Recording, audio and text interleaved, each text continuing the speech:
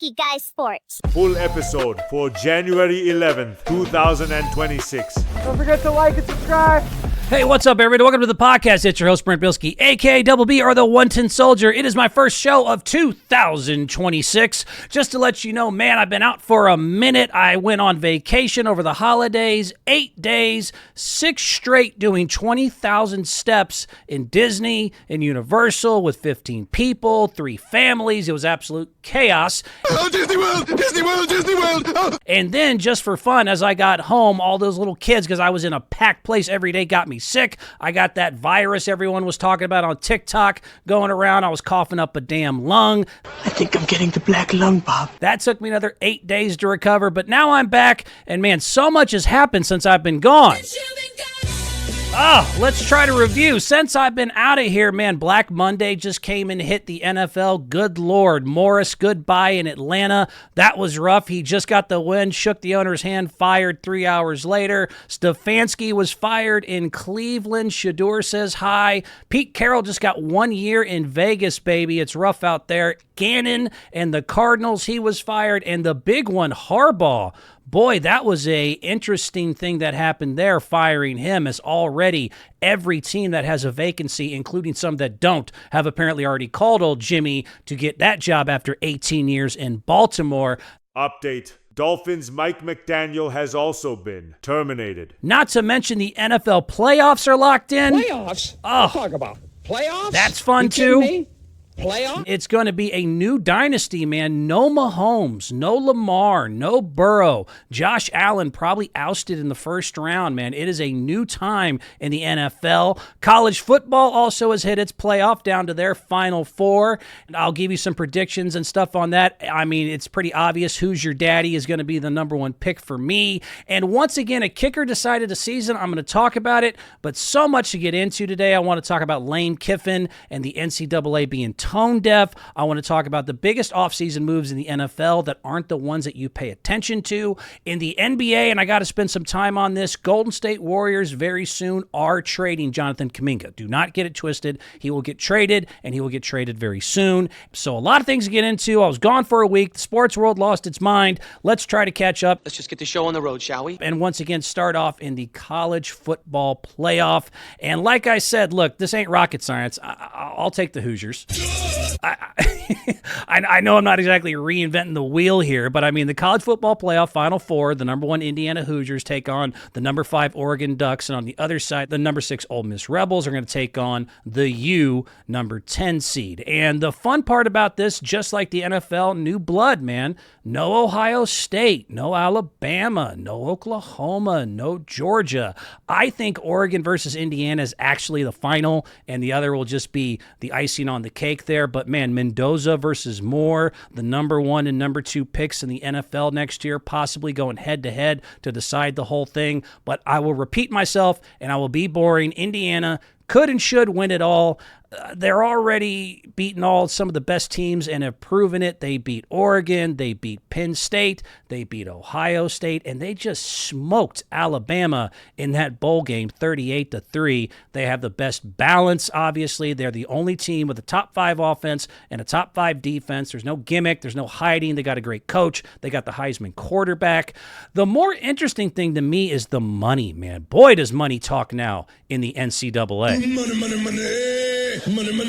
These are new bloods, but these are not little schools, man. These are the big spenders. Just so you know, every team in the Final Four was a top 10 NIL spender. All 4 of them are top 10. Oregon spent $26 million like they do almost every year. Just do it, according to Phil Knight, who just drops all the money he's got left before he, croaks. Miami is now $24 million, and the $4 million they paid to go get Carson Beck, that put the U back into contention. They really opened up their wallets. Indiana, $21 million, and if you like Mendoza, it took $2.3 million to drag him out of Cali, and Ole Miss also $23 million. The little guy era it's already been over, but it's really, man, money talks now in NCAA football. Money talks, people. You look at the two schools they let in at 12 and 11, the mid-majors, James Madison and Tulane. It wasn't even close, man. They got their asses kicked by a combined 91 points. And you look, they combined their NIL money they have a combined $8 to $10 million estimated. Every other one of these schools is spending 20, 25. They just don't have the money to buy the talent. And, man, this transfer portal, you're hearing all the reports of everyone going once again, the wild, wild west out there. It's going to continue to kill the mid-major and the small programs. I think this will be more obvious in basketball. This is where you're really going to see it. The Cinderella in March is going to be dead, and I talked about this a year ago, but if you think about it, there's really no one that would ever stay at the mid-majors anymore with the way the transfer portal works. The examples I used, think of Cinderella runs like Steph Curry at Davidson. He would have been at UNC by his junior year, and you never would have saw any of that. Ja Morant definitely would have ran for the money and left Murray State. You never would have seen that cool run in the first round. He would be off in like a Florida somewhere. And Jimmer Fredette, just so you know, only went to BYU in the first damn place because it was the only school that wanted him because his sister went there. He would have been like Duke's third leading scorer in the way the system is now if the transfer portal existed at their time. The mid-major is dead. If you don't got money, you can't win in today's universe. In Indiana, it doesn't seem like it because you think Hoosiers, you think middle of the country state, you think, no, they are the big, big spenders. 2.3 for Mendoza. The NCAA is officially, even more than ever, the wild, wild west, man. Hired guns. And I still don't get how the NCAA is so upset at their own creation. I am so much more a pro guy than college, mainly because of this reason. It's been so long that they've gotten away with hypocrisy and lying and audacity, the audacity of which the NCAA, the coaches, the ADs, and these organizations and schools have ran, trying to call this a student-athlete program, has been such horse crap since at least the 1990s. Are you referring to our student athletes? Student athletes. Oh, that is brilliant, sir. It really came to a head for me, and I will bring back the college football playoff teams here. I want to talk about Ole Miss and Lane Kiffin. Shout out to Ole Miss, the players. I do think you're going to lose to Miami. I think that's kind of a foregone conclusion.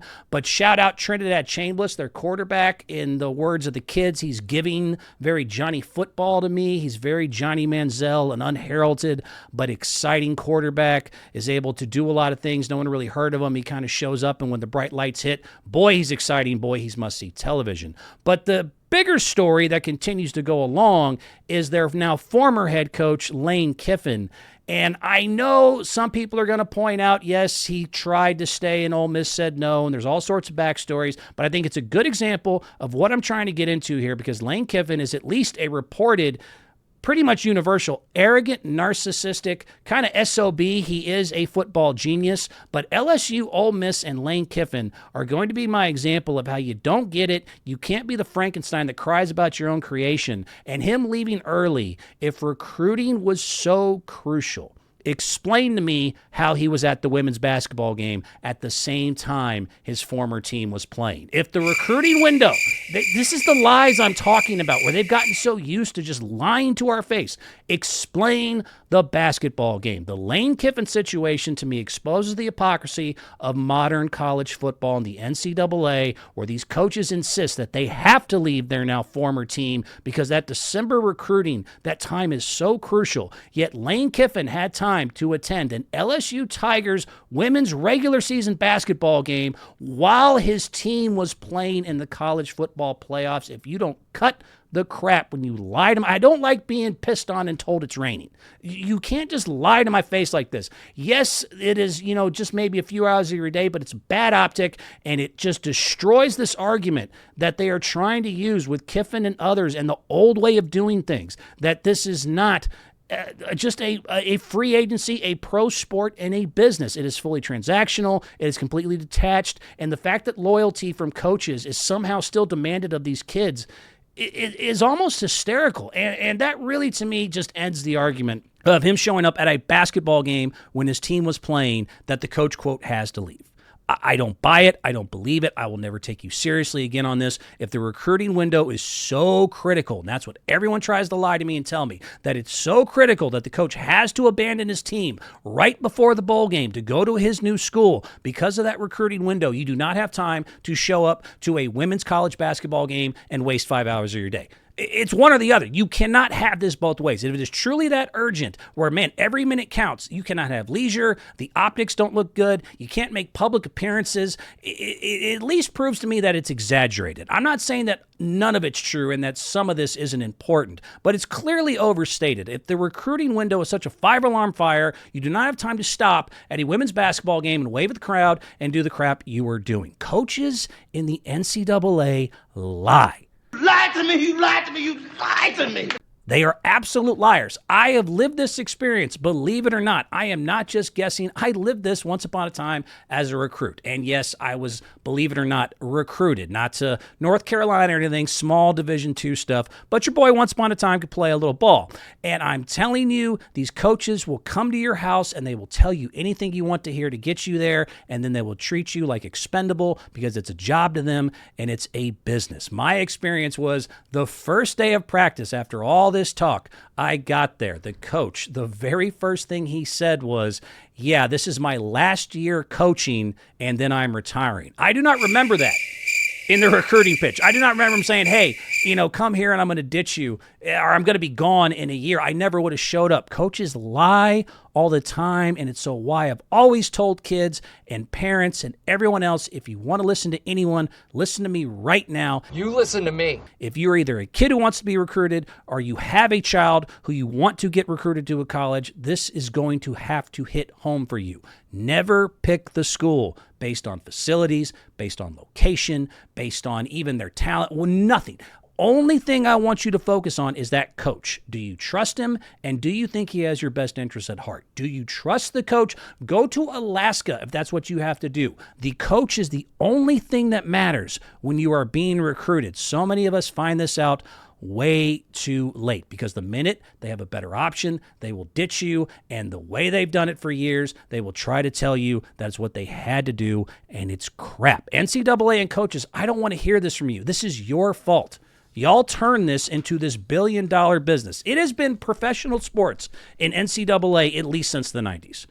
At least since the 90s. This has been a purely transactional system and a billion-dollar business. This is a pro sport where money talks. Money, money, money, money, money, money.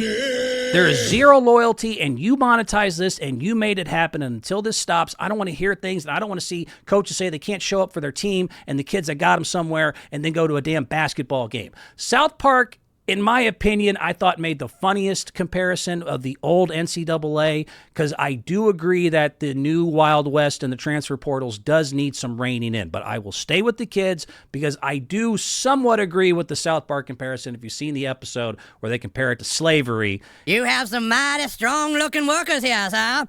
I'd be willing to offer you $40 for 2 of the white ones and $50 for the blacks. And it was really funny. And if you haven't seen it, you need to go ahead and check it out.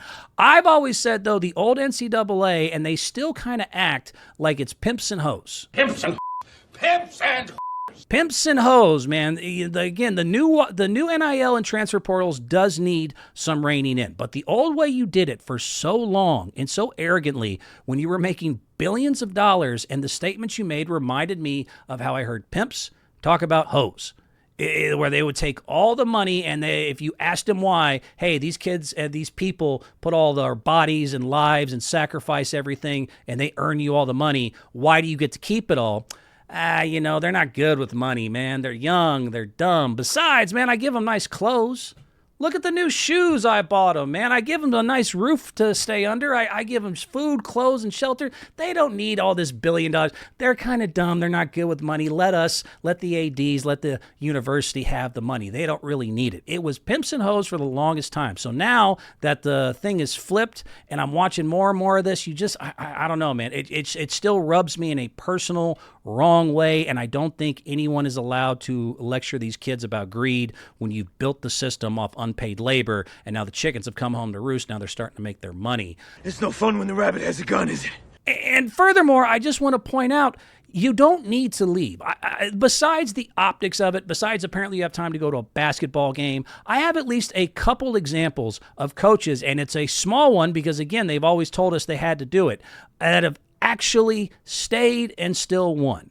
Urban Meyer and Deion Sanders. And I'll even throw in a Larry Fedora, even though at UNC it was kind of rocky. He started off good. But Urban Meyer and Deion Sanders, 05 and 2022, stayed, finished the bowl game with their team, and were still able to build winners fast and didn't have to nuke every player's loyalty to do it. They didn't have to sell out the program that got them there. Leaving early isn't a necessity. It's a choice. I have every right to say you guys are absolutely full of crap. And so don't tell me you had to leave. Don't tell me it was unavoidable. Don't cry about loyalty when you've eliminated from the system for over 30 years. And don't tell me he needs to be somewhere when he's able to troll his old team by showing up to a basketball game while his former team's playing the biggest game of their lives. Y'all made this bet. Lie in it. And don't complain when I don't believe you. And not to mention, it's LSU.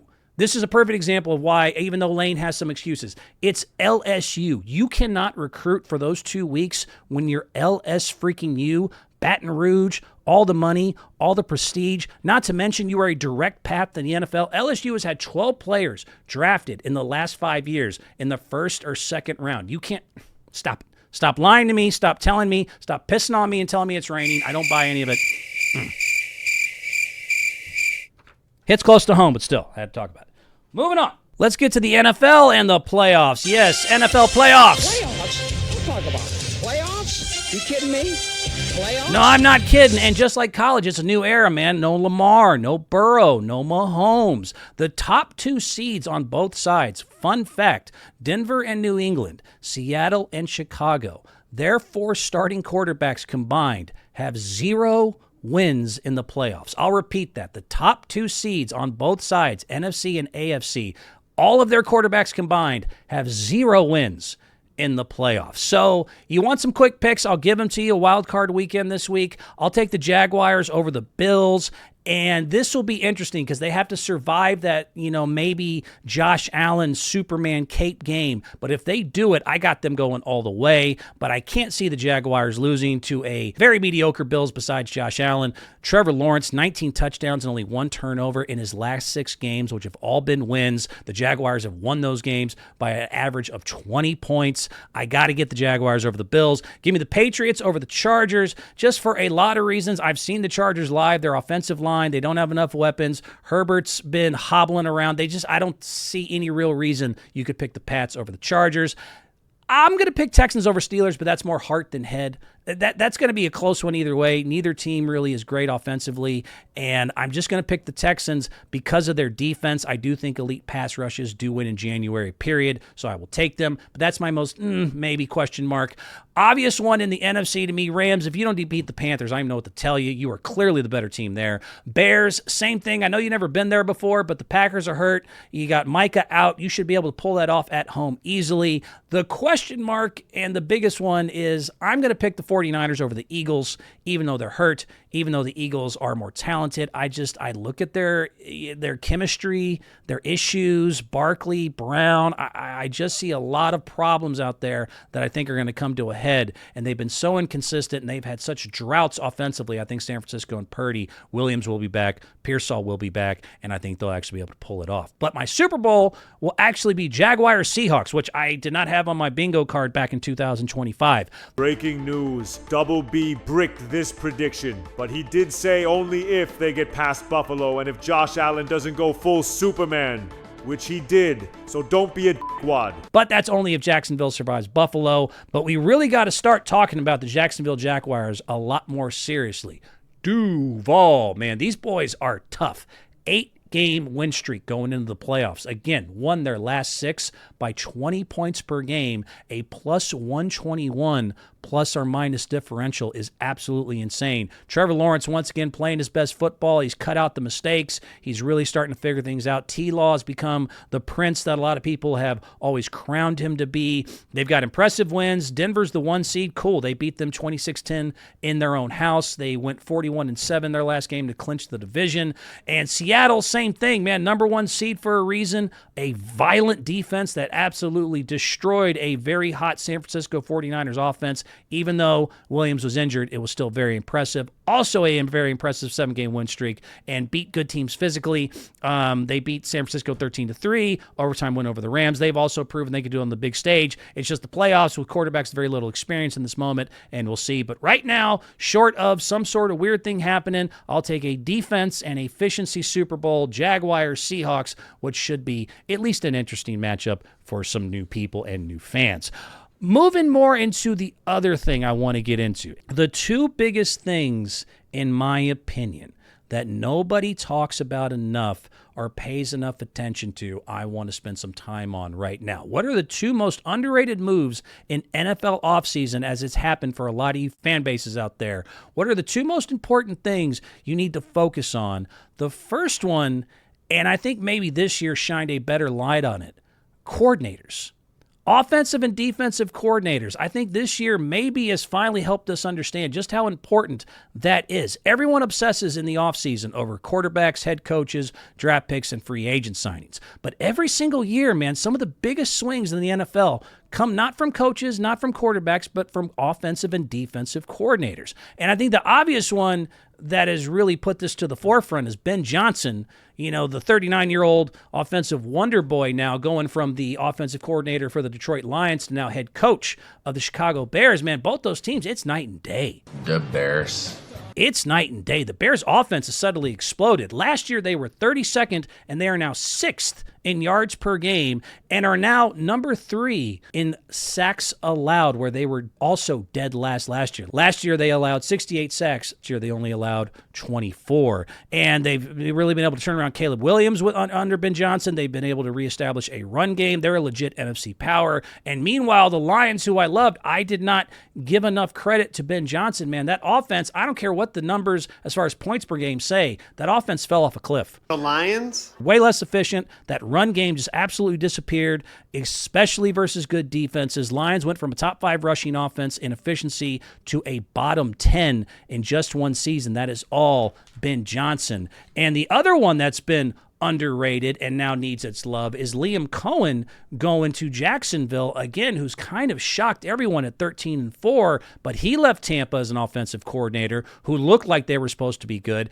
and now is the head coach play caller for them. Again, 13-4, they've been kicking ass. They've won the division. T-Law looks great. They're winning the last 6 by an average of 20 points. Meanwhile, Tampa like Florida? Lost their last 7 of 9 and only 22.4 points per game. Yes, having some injuries played into that, but still, you got to start paying more attention to this stuff. Defensively, a defensive coordinator, I'll point out, was Dennis Allen, also going back to Chicago. That defense it's not that talented, but under Dennis Allen, they have now gone all the way to number 1 in the NFL. 32 takeaways this year. That is an impressive improvement in just one season, both offensively and defensively, with new coach and new coordinator.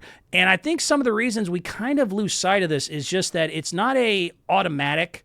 I don't think it's so obvious. It takes the entire season to kind of watch a team like the Lions or, a team like the Bears get hot at the end and start seeing the effects of these assistant and these coordinators behind the scenes and what they add. Philadelphia, I'll throw in as an honorable mention. You look at their new offensive coordinator, Patullo. I've heard fire Kevin Chance out there in Philly, and rightfully so. They've had multiple second halves where they've only scored 0 points in Philadelphia versus the Bills. They had no pass completions for an entire second half. 81 points over a 5-game span with Barkley still there. Hurts is still there. Brown is still there. You switched out one thing and suddenly everything went to hell. Philadelphia Eagles, then you're pathetic.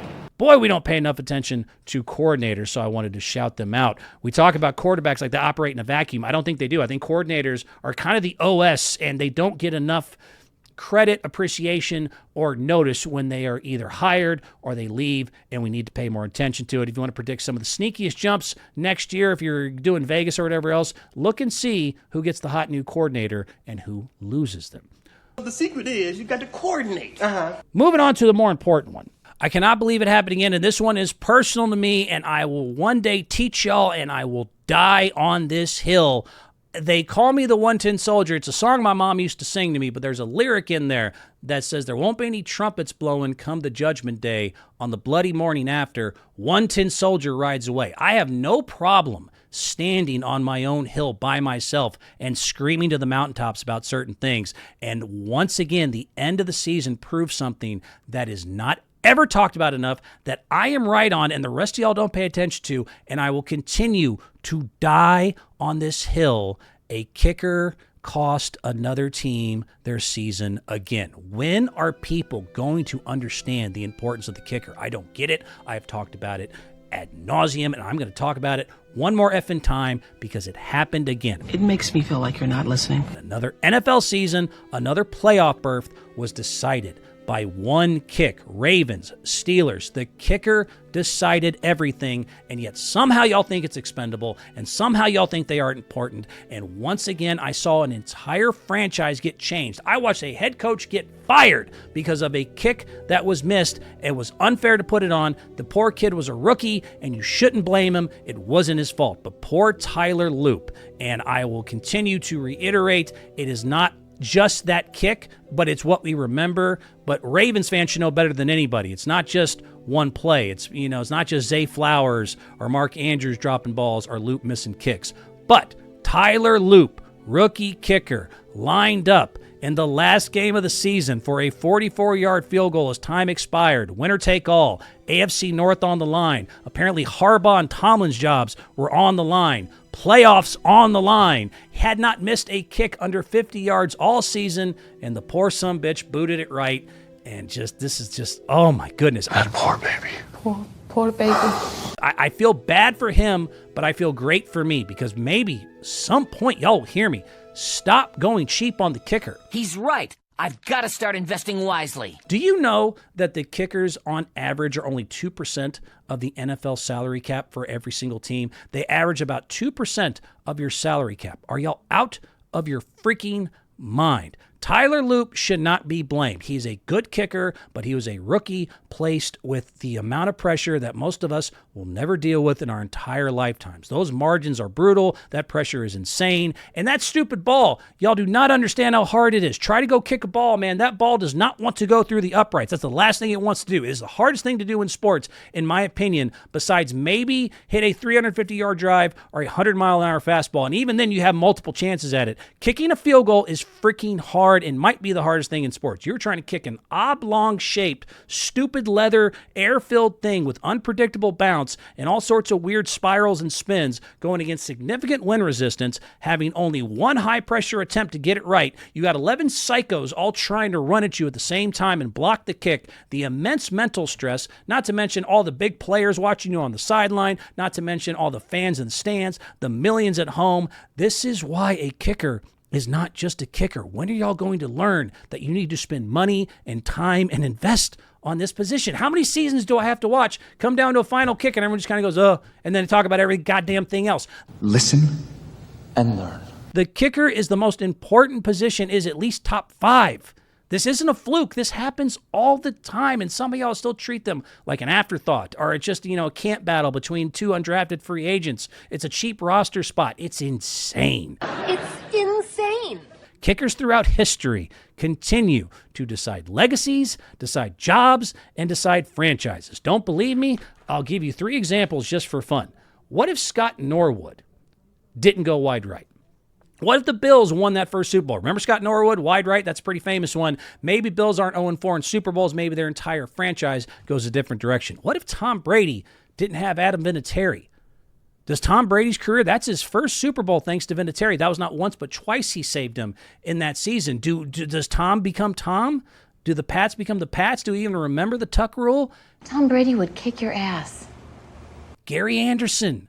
The Vikings to this day have still not won a Super Bowl. That was their best chance ever. They were 15-1 that season. He misses that kick. In my opinion, if I was a general manager, a kicker is a top 5 positions. If I was running a franchise, my priorities would go like this. I would go quarterback 1, head coach 2, left tackle 3, pass rusher, either a defensive end or linebacker 4, kicker 5, wide receivers, safeties 6, 7, and so on. Yes, kickers, in my opinion, are more valuable to your team than a wide receiver. Wide receivers don't decide games.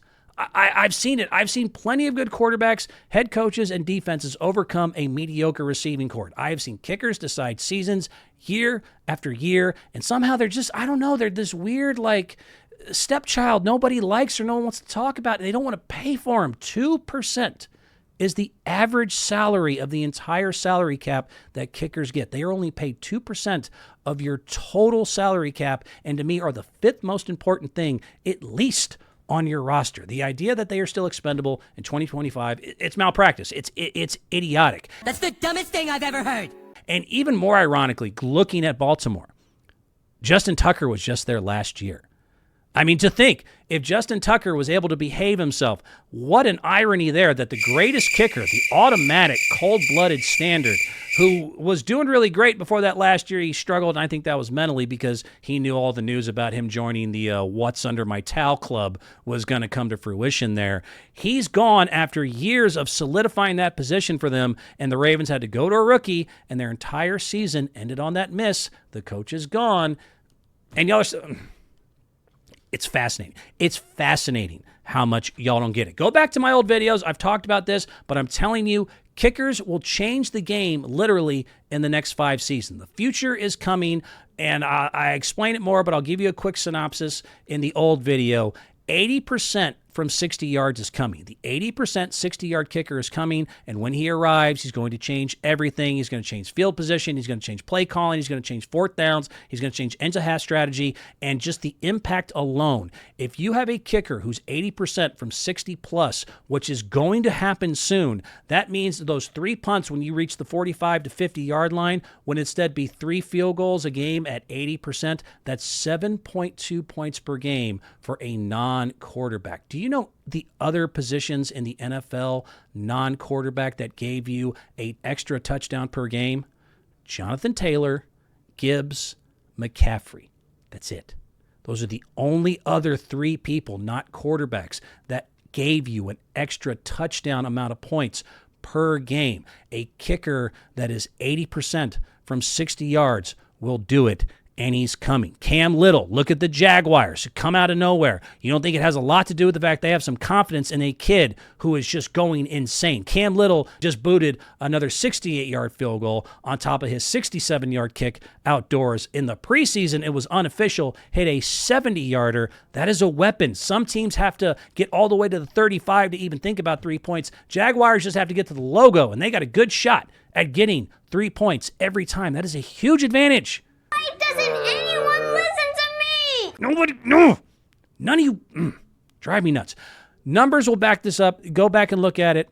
The 80% for 60-yard kicker is coming. Right now, 50-yard field goal averages are at 71%, up from 55% just 10 years ago. We had multiple kickers already, 80% from 50-plus yards. Cameron Dicker, Reichert, Boswell, Myers. This is no longer a novelty. This is a trend. It's coming, and man, I don't know what to tell you. The future is coming. When that day comes, if you don't draft them high, you're an idiot. If you're not thinking at least third or fourth round for those kickers when they come, you are not paying attention to where the game is going. If this one player can swing a win probability by about 10, 15%, he's not a specialist, he's a core piece, he's definitely going to be worth more than 2% of your damn salary cap. The league is continuing to learn the same lesson and not actually pay attention to it. Every year teams say we'll lose because of execution, we'll lose because of this. So many times I see it came down to underspending at one of the most important positions on the last play of the last game, and it blew it for you. It happened again. I'm sorry, Tyler Loop. You're a good kid. Better luck in the future, but it is once again a reminder that I am right. So I'm the 110 soldier standing and dying on this hill. Y'all do not respect the kicker enough, and you do not pay him enough. Breaking news! After this recording, the Packers' Brandon McManus missed a total of 2 field goals and 1 extra point in Green Bay's 31-27 playoff loss to the Chicago Bears on Saturday. These 3 missed kicks accounted for 7 points left off the board. They lost the game by only 4 points. Now I've got to get back to the news chopper. All right, the NBA. I got to get to the NBA here. Let me do that. Basketball, give me the ball because I'm gonna dunk it! Had to do all the football stuff, but let me get to the NBA for a little bit. What a weird year it's been so far. Outside of Oklahoma City, the top teams, thanks to injuries and just kind of weird things happening, are not ones we're used to. Teams like Detroit, teams like the Spurs, the Lakers, the Celtics. And I really want to focus now. We're less than a month away from the NBA trade deadline, February 5th. I think this year more than most, there are a lot of teams who are looking at the top and the kind of the way things are going outside of Oklahoma City and go, man, we're one trade away. So you're telling me there's a chance? We're one trade away. I can see a lot of teams convincing themselves that the way the NBA is situated this year, this is a chance to make a push and steal a title. And I'm going to focus on my team and one of the most popular teams, so hopefully you're a fan of them too, or maybe you're interested in getting this player. Golden State Warriors fans, I need to talk to y'all for a minute because there's been too much speculation and you need to understand this. Jonathan Kuminga is gone. Account and make it go to work for you, and it's gone. Jonathan Kuminga is going to be traded, I say January 15th. Jonathan Kuminga is getting traded. This is not a monitor the situation. This is no longer they're listening to calls. He's gone. My educated guess is January 15th because that is the minute his contract allows it. And if you've been looking around, the tells and the signs are everywhere, especially the DNPs. The DNPs that have consistently happened are not just a Kerr-Kuminga issue. These are games, so many that happened recently, they could have used them, but the one that tipped their hand for me was the Oklahoma City game when they were down to like 8, 9 damn players. You still can't go in.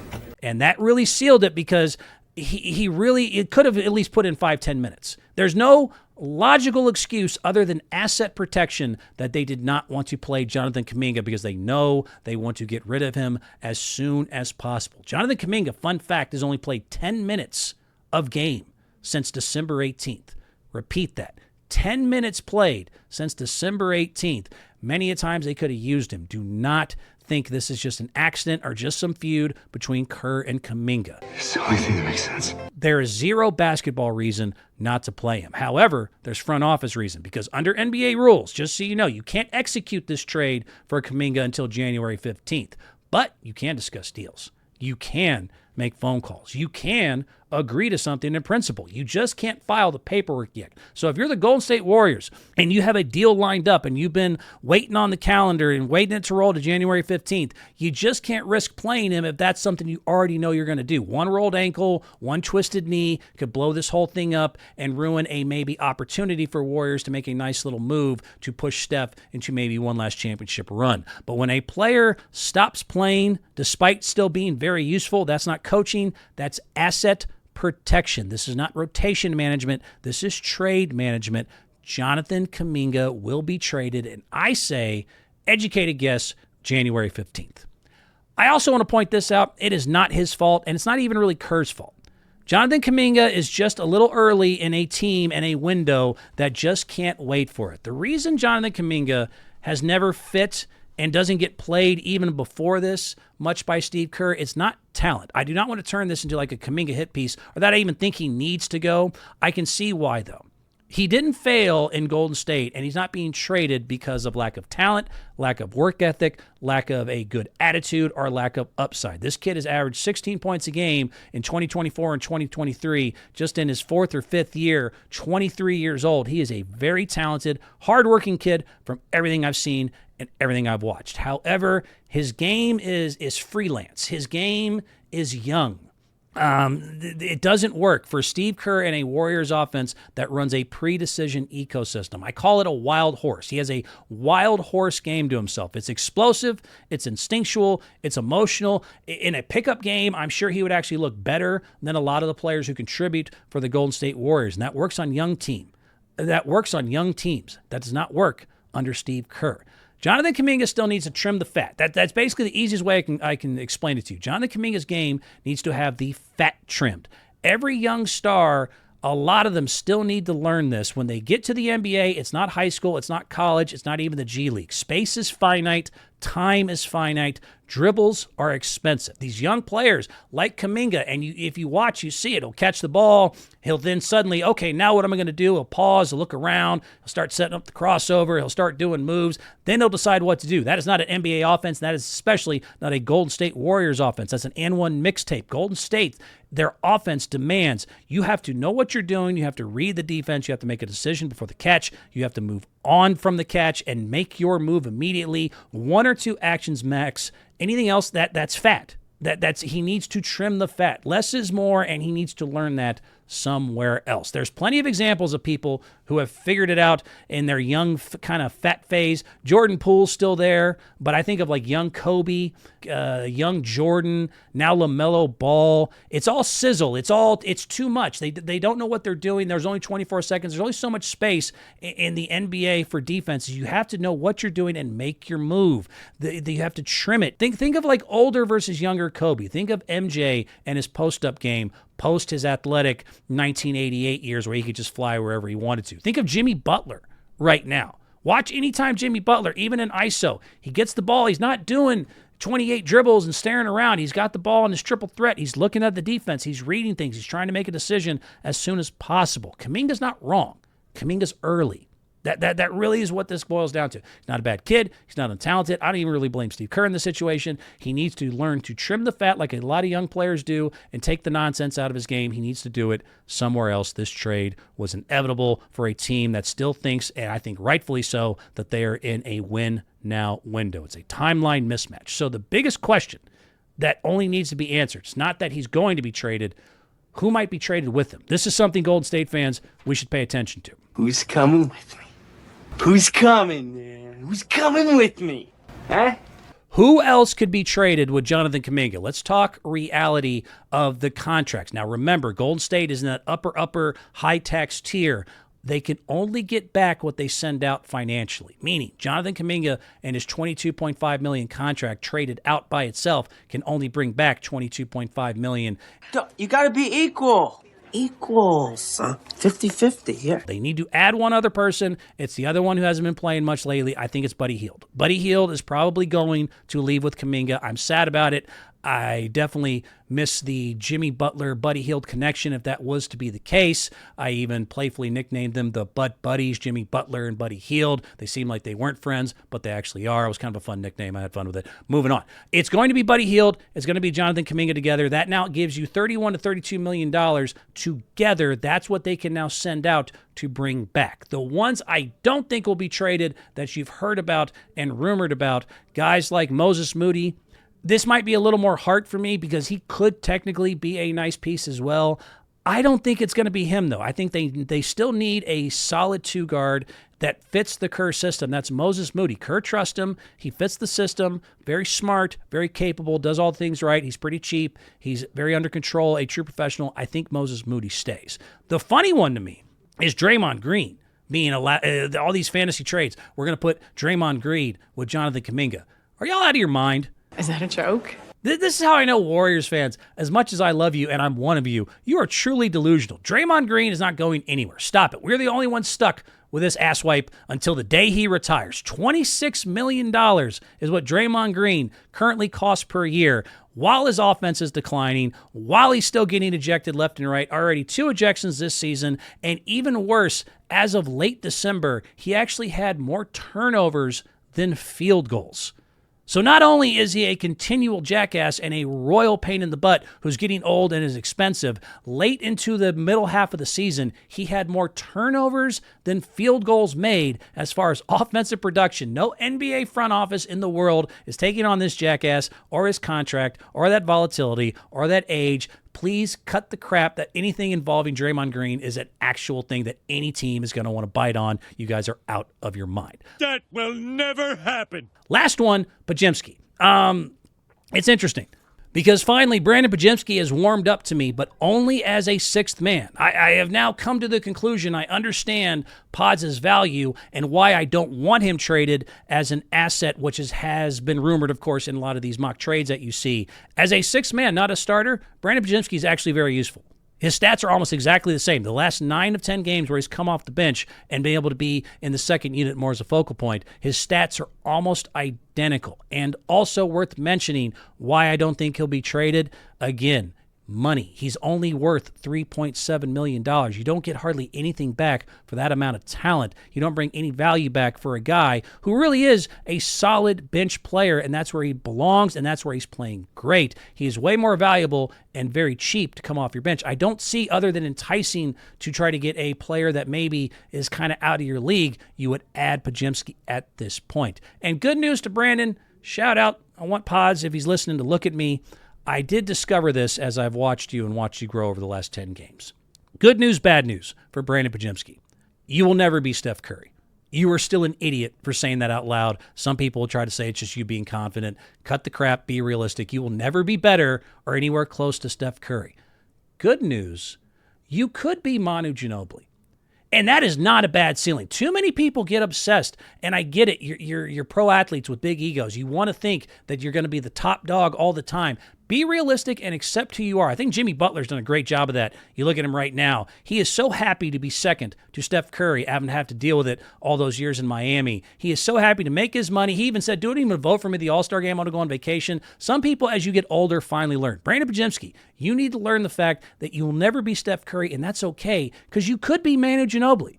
And there's nothing wrong with Manu Ginobili, who also had similar stats like you off the bench, 13, 4-4, but he had 4 titles and is a Hall of Famer and all sorts of great accolades coming off as the 6th man. That is where you should be, and that is where you belong, and I don't think you should be traded. So, quickly, what are the 3 targets then that make sense? So now that I'm saying Kuminga's gone, I think they're adding Buddy Hield with him, what are the 3 targets that make sense as the Kuminga Hield package?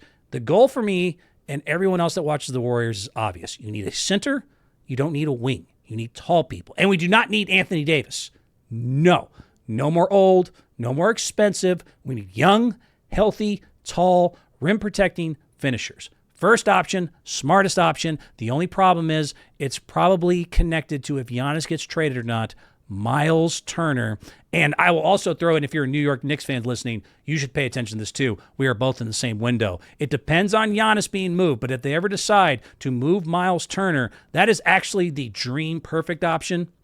Rim protector, floor spacer, low ego, big guy, 6'11", 29 years old, 14 points, 2 blocks, 36% from threes for his career, and you could do it straight up contractually. You could trade monetarily Kuminga for Turner, straight up, get it done. That's beautiful. It's kind of a pipe dream because it does rely on them having to want to trade Giannis. I don't think they would trade Turner unless they trade Giannis. The other one that has been rumored, and it's interesting to me, Daniel Gafford from Dallas along with Klay Thompson. Why you bringing up old shit? I miss Klay. He's still inconsistent. He still has his problems, the whole Megan Thee Stallion thing. I don't know. I love Klay Thompson. I would love to see him back. But more importantly, I want to see Daniel Gafford come along with him if we can make this happen. Again, Kuminga and Hield and like a second-round pick for a 27-year-old center along with our old Splash brother. I think that'd be a lot of fun, and I'd be down for it. Daniel Gafford's a realistic one that has been rumored, and I like it. I even like bringing Klay with him. With or without, I would rather have him. But either way, Daniel Gafford would be the piece that could really work. And the third option, this is getting a little more maybe, but I like it too. Nick Claxton out of Brooklyn, not Michael Porter Jr. You do not need Michael Porter Jr. I don't want to hear about Michael Porter Jr. I'll explain it more later. But Nick Claxton, the 26-year-old, 6'11 center, very good defensively, switchable defensive anchor, raises the entire floor of the defense and the rim protection. He can catch lob threats, something the Warriors haven't had in a long time. Again, could be done for the same kind of package of a Kuminga, Hield, and a pick. And so that would be the other one I would look at. So I would go Miles Turner first, Daniel Gafford second, Nick Claxton third, as reasonable trades that I think possibly, fingers crossed, one of those could happen soon. The other ones you've been hearing about, I don't want to hear about them, and I hope they don't happen, are wing trades from the Pelicans. They did rumor Trey Murphy or Herb Jones. Really? We only have 817 wings. We need 2 goddamn more. Tell me likey. Tommy want wingy. That does not make sense to me. Michael Porter Jr., as much as I do like MPJ, same thing, two problems, not just a wing, an expensive wing, not to mention an injury-prone wing for honorable mention, but at $38 million, you would have to add too much to that package to even get him here to do something he doesn't even really, I think, fit what the Warriors need. Now, the most rumored has been the Sacramento Kings, so I will throw them in here quickly because I would love Sabonis, and what a beautiful kind of full circle story of Sabonis showed up in Golden State after those years of battling in between the playoffs the last few years. I think he'd be a fantastic fit, but once again, too expensive for the trade package that I'm proposing. It would need a third team. It would be kind of complicated, so we can keep our fingers crossed for that as maybe a possibility because the Kings really do want Kuminga. Problem is they don't have anything we want. You have nothing I want. Malik Monk is not on their wish list. Even a Murray, I don't know, will really be on their wish list. Sabonis would be the only one. It would require a very complicated trade and most likely a third team. And last thing, just for Warriors fans to understand, anything we do here, and it's going to happen, Kuminga is going to be traded, please understand it's got a chance, but it's got a Dumb and Dumber chance. So you're telling me there's a chance? Do you know what I'm saying? Like this, making a move midseason has only worked out a handful of times to where they were able to win either that year or the year after. Midseason blockbuster trades almost never win titles the same year. I do think Golden State is in that category, but I don't, give it a lot of, I want to see it done. It's going to happen. I just don't know if it's actually going to make that big a difference. So 3 times it worked was in 1989, Detroit Pistons traded for Mark Aguirre and were able to win a title after meddling the start of that season. Also in the same team, Detroit Pistons 2004 did the same thing once again, this time with Rasheed Wallace, who was the missing piece for a nice core of veterans. And in 1995, Houston Rockets were able to add Clyde Drexler in a trade. So those are the 3 times that it's ever actually come to fruition of making a at least mid to big trade mid-season actually brought a championship in the same year. Honorable mention will be 2008 Lakers. Pau Gasol, they made the finals but didn't win it until the next season. That's the other one there. But still, that's only a handful of teams that have pulled this off. Reeks of desperation. I just think that you could put Golden State in that category because those were great teams that had clear roles and really were only missing one piece. I put Golden State there. In a year where a lot of the NBA, there's a lot of things kind of jumping around here, injuries and things like that, and a lot of question marks. I think if you gave this Kuminga spot, which we are not using, and added a young, tall, actually decent center to this roster, they have a puncher's chance, just like they had last year before Steph pulled his hamstring, of making a Western Conference Finals run. So final verdict, Kuminga is gone. I don't think they'll win a title this year making the trade, but the trade is going to happen. Who will it include? I say Buddy Hield rather than a Moses Moody, who I think is more useful and shouldn't be traded yet. Draymond Green is an expensive pain in the ass who has more turnovers than field goals made. He ain't going nowhere. Kuminga and Hield will come together for $30-something million to hopefully get maybe a Miles Turner, a Nick Claxton, a Daniel Gafford, a Sabonis would be a pipe dream. I don't know if it's going to work, but once again, it's going to happen, and it's going to happen soon. I am 97% sure I'm out of time, so I got to roll. You guys enjoy the rest of your week. I will be back next time. I got so much more to discuss, like I always do. Don't forget to like and subscribe, and I will see you soon. Bye. Tricky Guy Sports.